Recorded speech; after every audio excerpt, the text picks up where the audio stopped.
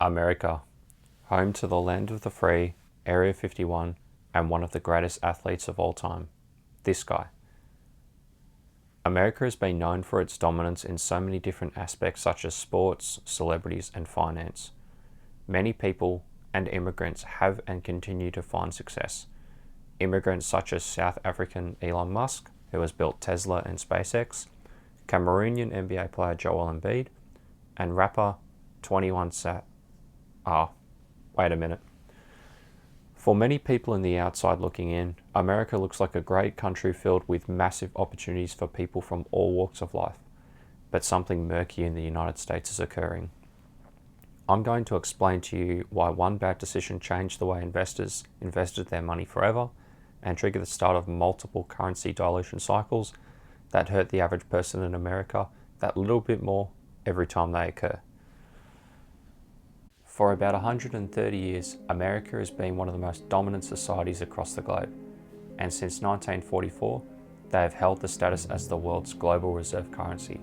However, in the last 15 years or so, we've begun to see the demise of the American economy and the US dollar itself. Let's explore more and find out why. During 1971, a sudden announcement was made by Richard Nixon that America would be taking the dollar off the gold standard and implementing wage and price controls. The strength of a nation's currency is based on the strength of that nation's economy. And the American economy is by far the strongest in the world. Accordingly, I have directed the Secretary of the Treasury to take the action necessary to defend the dollar against the speculators. I have directed Secretary Connally to suspend temporarily the convertibility of the dollar into gold or other reserve assets, except in amounts and conditions determined to be in the interest of monetary stability and in the best interest of the United States. During the 1960s, the US ran at a deficit, and the Vietnam War led to a surge in public spending. As a result of this increased spending, the US gold reserves fell to the point where if there was a sudden need for redemptions, the economy, specifically the American economy, would be in trouble. To counter inflation, President Richard Nixon ordered a 90-day freeze on wages and price increases. As well as that, he also added a 10% additional tax on all imports. Before the implementation of this policy, if the US governments wanted to double their money supply, they were also required to double their gold reserves. As you can imagine, in comparison to printing money out of thin air, doubling your gold reserves was a very difficult thing to do. The price of gold nearly tripled within 3 years, and within the same boat, the US dollar lost 2/3 of its value. Because people could no longer trust the government, they moved their assets, or in this case cash, to gold.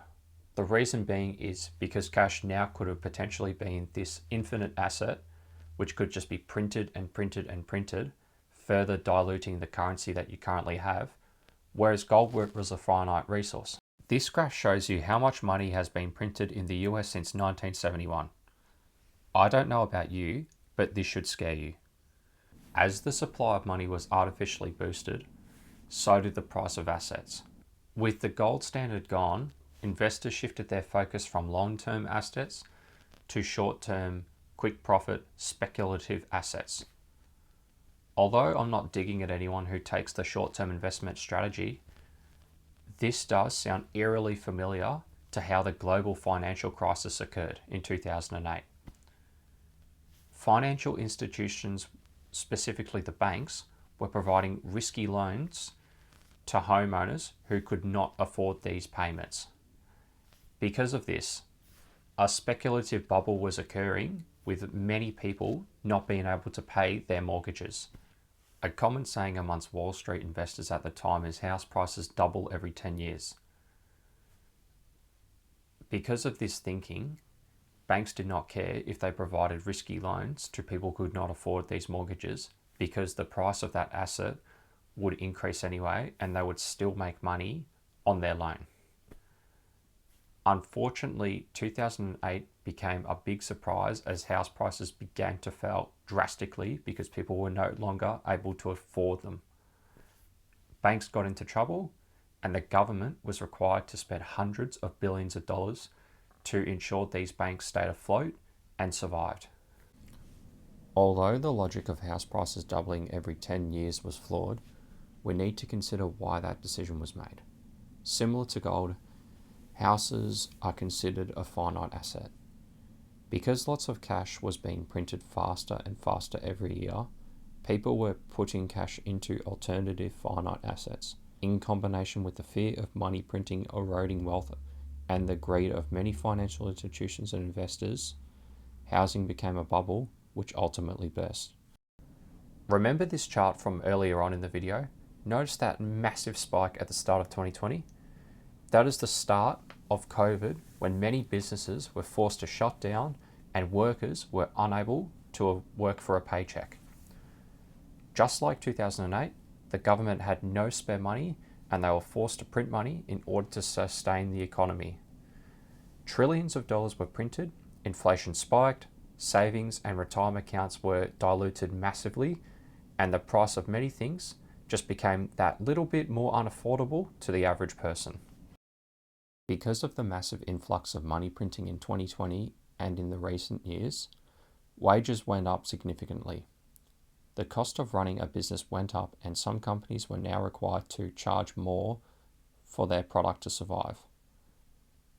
Small businesses who were working with smaller margins than larger businesses could simply not keep up with price due to the large business's scale.